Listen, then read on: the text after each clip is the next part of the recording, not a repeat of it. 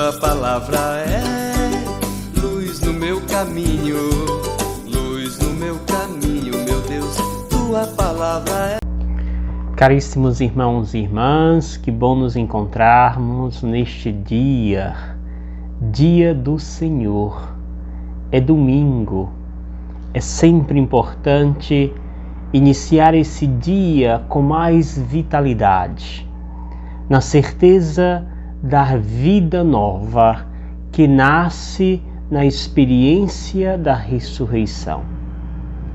É por este motivo que cada cristão é convidado aos domingos de forma especial, dá um tempo bem mais prolongado para que esta presença de Deus seja atuante em nós, para que esta presença de Deus em nós seja uma presença transformadora. Te convido, sempre que você receber um destes meus vídeos ou os áudios que eu mando durante a semana, que você possa se inscrever se não é inscrito, pedir outras pessoas que se inscrevam, se torne comigo um missionário, uma missionária do Senhor, deixando o seu like. Ele é muito importante para que a plataforma assim divulgue melhor o nosso trabalho. Seja comigo missionário, missionária do Senhor. Hoje, caríssimos irmãos e irmãs, a liturgia da palavra nos faz entender o quanto Deus é bom, o quanto Deus é dócil para com cada um de nós. Falamos da vinda ou da volta do povo do exílio. E interessante que aqui o profeta Jeremias mostra justamente esse papel de Deus. A leitura coloca a Deus ou o profeta em primeira pessoa, para dizer que é Deus mesmo que vai resgatar o povo. É Deus mesmo que pega na mão do seu povo e conduz para a terra da liberdade. Diz o texto: exulta de alegria, Jerusalém, aclamai, cantai cantos a Deus. Por quê? Diz o texto: porque eu os trarei de volta, eu os reunirei de volta em Jerusalém. Eu os receberei com preces, eu os conduzirei por torrente de água. Eu tornei-me um pai para Israel. Aquele povo que estava disperso, desorientado, sem saber caminhos a seguirem. É Deus que vai lá, toma este povo pela mão, traz para a sua terra e diz: eu me tornei para vós um pai. Deus não se coloca em terceira ou quarta pessoa, em primeira pessoa. Sou eu, é Ele que vai ao encontro dos seus. É Ele que vai ao teu encontro, toma pela sua mão e te conduz para a terra fértil. Caríssimos irmãos e irmãs, deixemos que esta presença tão afável, tão transformadora, atue na sua vida, em nossa vida. O evangelho que nós meditamos nos traz um belíssimo texto de Marcos 10, 46 ao 52. Diz o seguinte: naquele tempo, Jesus saiu de Jericó, junto com seus discípulos e uma grande multidão. O filho de Timeu, Bartimeu, cego e mendigo, estava sentado à beira do caminho. Quando ouviu dizer que Jesus, o Nazareno, estava passando, começou a gritar: Jesus, filho de Davi, tem piedade de mim. Muitos o repreendiam para que se calasse. Mas ele gritava mais ainda: Filho de Davi, tem piedade de mim. Então Jesus parou e disse: chamai-o. Eles o chamaram e disseram: coragem, levanta-te, Jesus te chama.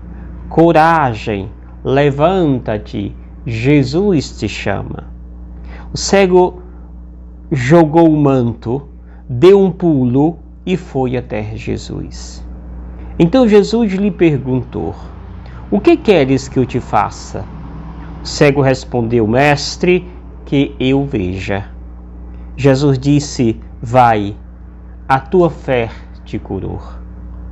No mesmo instante, ele recuperou a vista e seguia Jesus pelo caminho. Palavra da salvação. Glória a vós, Senhor. Como é bela a ação de Deus. O mesmo Deus que trouxe de volta ao povo do exílio e lhes presenteia uma terra onde corre leite e mel, e torna-se para este povo um pai, é este Deus que também deixa o cego voltar a ver. Jesus passava naquele caminho e ali se encontrava aquele cego, impedido de ver, de enxergar a beleza da luz. Tantas vezes nós não enxergamos também esta luz. Temos olhos saudáveis. Enxergamos sim a luz do sol, a luz do dia, mas estamos cegos para dentro. Não enxergamos nada dentro de nós. Somos verdadeiros cegos e que às vezes queremos dar um de sábio, de entendido, quando sequer nos enxergamos. Jesus, ele então, percebendo que os discípulos queriam impedir que aquele cego se aproximasse, Jesus ordena: deixa ele vir.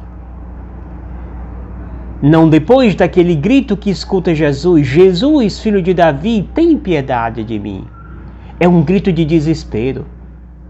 É um grito de quem acabou tudo. Não existe nada pela frente. É um grito de quem acabou a esperança. É um grito de quem não sabe o que dar de comer para os seus filhos. É um grito de alguém que não sabe onde vai repousar a cabeça esta noite, este dia. É um grito de alguém que não tem perspectiva. Infelizmente, o número desses cegos aumentaram. São inúmeros aqueles que hoje gritam: Jesus, filho de Davi, tem piedade de mim, porque não tenho o que comer, porque não tenho uma casa para habitar, porque não tem esperança. Jesus continua. Ele pede que traga este cego até ele.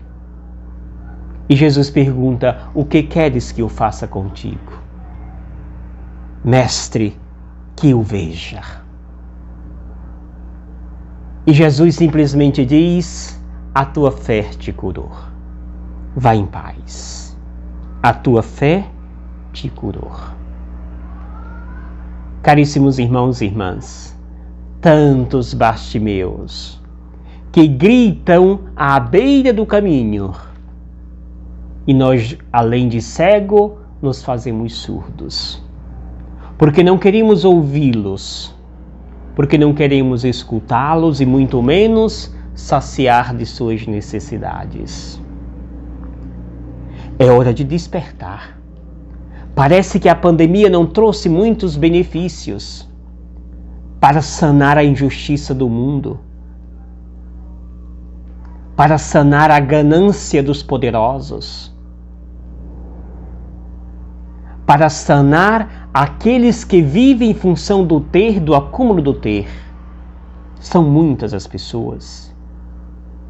Um governo desumano que nós temos, infelizmente, que não está preocupado em criar um plano de governo para matar a fome das pessoas.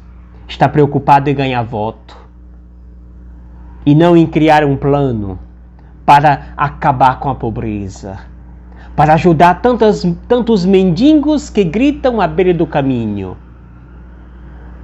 E não tem ninguém que diz: o que queres que eu faça contigo?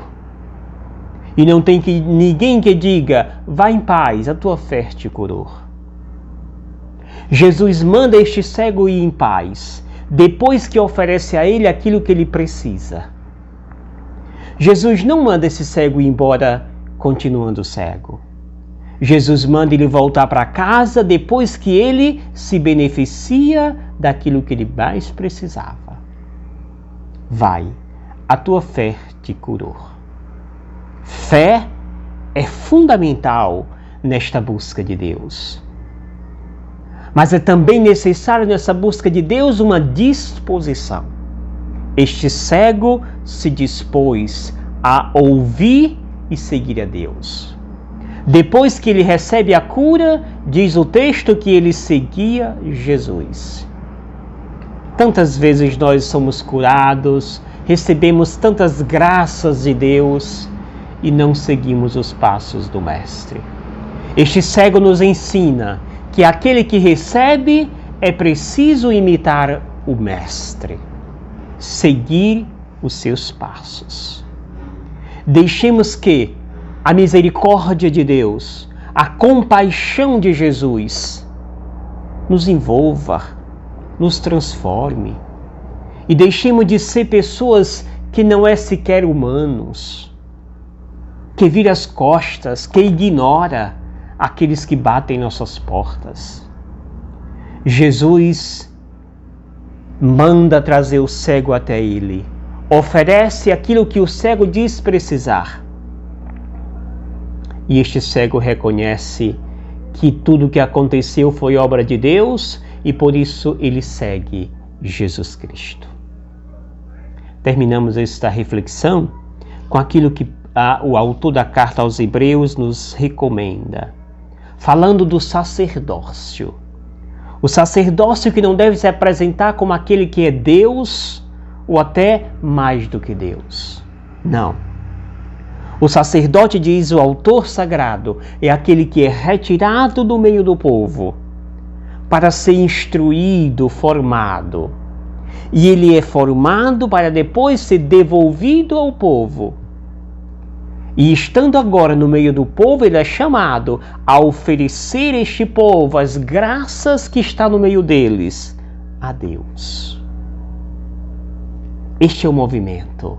Ser chamado, retirado, para ser formado e instruído, depois voltar e fazer com que este povo reconheça a graça, as maravilhas de Deus. E assim oferecer de volta os dons que recebeu. O sacerdote não é aquele que é santo, é aquele que é pecador. Por isso ele oferece os pecados das pessoas e os seus próprios pecados. Diz o próprio texto.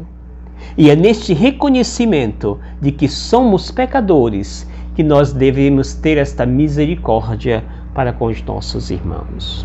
Somos todos humanos. Somos todos filhos de um mesmo Deus. Não temos o direito de acharmos que somos melhores. Não temos o direito de pensarmos que os outros são piores do que eu e que eu sou um privilegiado. Temos uma missão neste mundo. A nossa missão neste mundo é ser pessoas do bem. A nossa missão neste mundo é revelar Deus a partir de mim. Para que eu possa revelar Deus, eu preciso antes experimentar este Deus. Eu não posso oferecer aquilo que eu não provei. Que a beleza de Deus nos abençoe. Que a misericórdia de Deus nos alcance e nos santifique hoje e cada dia da nossa existência. Em nome do Pai, do Filho e do Espírito Santo. Amém. Gratidão. Obrigado, Senhor, porque és meu amigo, porque sempre comigo tu estás a falar no perfume das flores, na harmonia das cores,